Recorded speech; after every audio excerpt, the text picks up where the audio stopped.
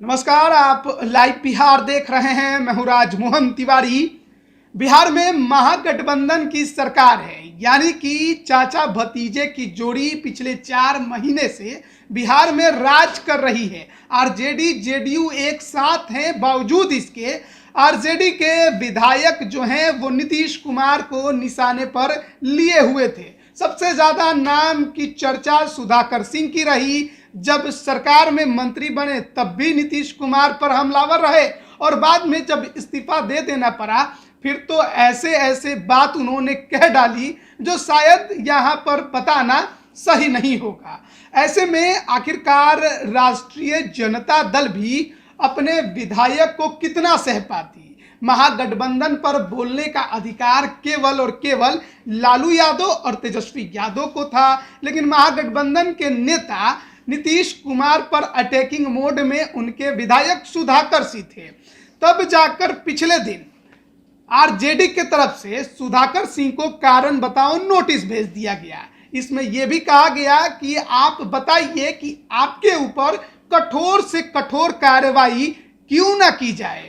अब 15 दिनों का समय सुधाकर सिंह को दिया गया है। इन 15 दिनों में उनको वाजिब जवाब देना है कि जो भी बात पीछे उन्होंने नीतीश कुमार को लेकर या इस महागठबंधन को लेकर, इस महागठबंधन की सरकार को लेकर कहा है, उसमें कुछ भी गलत नहीं है या फिर वो पार्टी लाइन से हटकर नहीं है।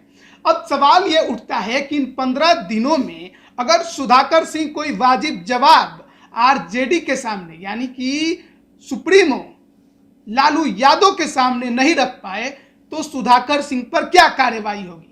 क्या केवल उन्हें वार्निंग दिया जाएगा या फिर उनको निलंबित किया जाएगा या फिर उनकी सदस्यता भी रद्द कर दी जाएगी, यानी कि उनकी विधायकी भी चली जाएगी? क्या ऐसा भी नियम है क्या?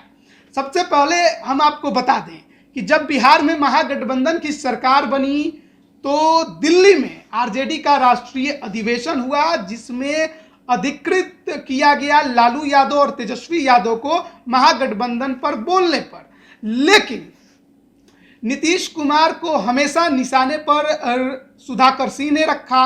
ऐसे में महागठबंधन को लेकर कई तरह के सवाल खड़े हो गए, आरजेडी को लेकर भी कई तरह के सवाल खड़े हो गए कि आखिरकार सुधाकर सिंह ये किसके श्रेय पर बोल रहे हैं, क्या किसी ने इनको कहा है? अब महागठबंधन में दरार की स्थिति पैदा हो गई, तब जाकर उनको कारण बताओ नोटिस भी आरजेडी के तरफ से जारी किया गया। अब सबसे पहले आपको बताएं कि अगर निलंबित कर दिया गया सुधाकर सिंह को तो उनकी सदस्यता तो बची रहेगी, विधायक रहेंगे, लेकिन अब पार्टी से हट जाएंगे। ऐसे में जो संख्या है आरजेडी की वो भी एक कम हो जाएगी। वार्निंग देकर छोड़ दिया तो जनता दल यूनाइटेड को ये लगेगा कि ये केवल दिखावे के लिए नोटिस जारी किया गया था, और ऐसे में अगर सबसे कठोर कार्रवाई करने की बात आ गई और सुधाकर सिंह की सदस्यता रद्द करने को लेकर आरजेडी विधानसभा अध्यक्ष के पास चली गई तो क्या ऐसा हो पाएगा? इस वीडियो में हम आपको वही बताने जा रहे हैं। आपको मालूम होगा कि 1985 में दल बदल कानून लाया गया था, क्योंकि उसके पहले जो बिहार छोड़िए पूरे देश भर में स्थितियां थी, परिस्थितियां थी, वो कुछ ऐसी थी कि आया राम गया राम, यानी कभी भी कोई भी किसी पार्टी को छोड़कर किसी में चल जाता था, कोई भी किसी के खिलाफ कुछ भी बयान दे देता था, कुछ भी नियम कानून अनुशासन नाम का चीज ही नहीं था। ऐसे में 1985 में राजीव गांधी के नेतृत्व में दल बदल कानून लाया गया, और इस कानून के तहत कई नियम बनाए गए जिसके तहत सांसद हो या विधायक उनकी सदस्यता रद्द की जा सकती है। उसमें केवल ये नहीं है कि पार्टी छोड़ दिया तब जाकर उनकी सदस्यता रद्द होगी, बल्कि और भी कई महत्वपूर्ण बिंदु हैं। उनमें से प्रमुख 4 के बारे में आपको बता देते हैं कि सबसे पहला है दल बदल कानून लागू होने का किसी सदस्य पर अगर कोई विधायक या सांसद खुद ही अपनी पार्टी की सदस्यता छोड़ देता है तो उसके ऊपर दल बदल कानून लागू होगा। दूसरा है कि अगर कोई निर्वाचित विधायक या सांसद पार्टी लाइन के खिलाफ जाता है तो उसके खिलाफ भी दल बदल कानून लागू होगा। अगर कोई सदस्य, तीसरा है, पार्टी विहिप के बावजूद वोट नहीं करता, उसके खिलाफ भी दल बदल कानून लागू होगा। पार्टी विहिप जो है अधिकतर सदन के अंदर ही चलता है, चाहे संसद भवन हो या विधानसभा हो, विधान परिषद हो। और अधिकतर टाइम ये समझ लीजिए कि एक लिखित में आदेश पार्टी के तरफ से जारी किया जाता है और कहा जाता है कि इस मौके पर यहाँ पर आप तमाम सदस्यगण उपस्थित रहेंगे और इनके पक्ष में मतदान करेंगे या बोलेंगे, जो भी है। एक तरह से समझिए ये पार्टी विहिप जो है सदन के अंदर ही होता है। चौथा हो गया, अगर कोई सदस्य सदन में पार्टी के निर्देशों का उल्लंघन करता है। अब सवाल उठता है कि इन चार में से कौन सा बिंदु है जो सुधाकर सिंह पर लागू होता है। पहला पार्टी छोड़ने का सवाल है, तो पार्टी सुधाकर सिंह ने छोड़ा नहीं है, वो पार्टी में है। दूसरा महत्वपूर्ण है, जिसमें कहा गया है कि अगर कोई निर्वाचित विधायक या सांसद पार्टी लाइन के खिलाफ जाता है। क्या सुधाकर सिंह पार्टी लाइन के खिलाफ गए हैं? ये अपने आप में एक बड़ा सवाल है, क्योंकि 2020 में जब विधानसभा चुनाव हुआ था तब वो आरजेडी से लड़ रहे थे।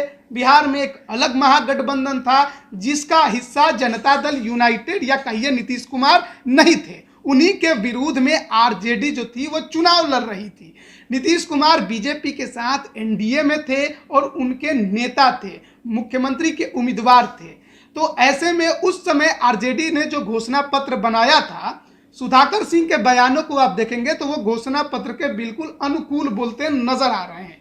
तो एक तो ये हो गया पार्टी लाइन, जिसमें उन्होंने कहीं भी आधिकारिक तौर पर लिखित में देखे तो पार्टी का विरोध नहीं किया है, पार्टी लाइन के विरुद्ध नहीं गए हैं।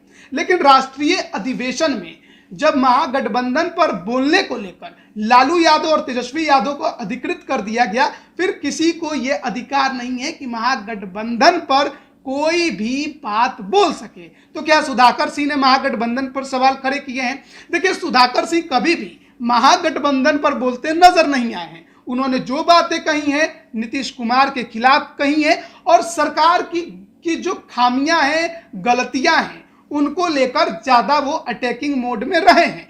क्योंकि लगातार शुरू से ही जब से बिहार में महागठबंधन की सरकार नहीं बनी थी, उससे पहले से तेजस्वी यादव हो, लालू यादव हो या फिर उनके पार्टी के कोई और हो, वो तमाम लोग भी नीतीश कुमार के खिलाफ बोलते रहे हैं। ऐसे में सुधाकर सिंह का जो ये मामला है, ये भी इस मुद्दे पर फिट तो नहीं बैठता है। लेकिन सरकार बनने के बाद अगर पार्टी ने ये कह दिया कि महागठबंधन पर कुछ भी नहीं बोलना है, तो महागठबंधन पर आपको नहीं बोलना है। लेकिन सवाल यह है कि सुधाकर सिंह ने महागठबंधन का कभी नाम ही नहीं लिया। उन्होंने या तो बिहार सरकार कहा है या नीतीश कुमार कहा है। ऐसे में ये बड़ा सवाल अपने आप में खड़ा होता है कि क्या सुधाकर सिंह के बयानों को आप पार्टी लाइन के विपरीत मानेंगे या नहीं। और लालू यादव के सामने अगर ये भी मुद्दा उठा कि निलंबित ना करके सुधाकर सिंह की सदस्यता को ही रद्द करवा दी जाए, तो उसके लिए वो विधानसभा अध्यक्ष के सामने आवेदन करेंगे, यानी मुद्दे को रखेंगे और कहेंगे कि इन्होंने पार्टी लाइन के विरुद्ध काम किया है।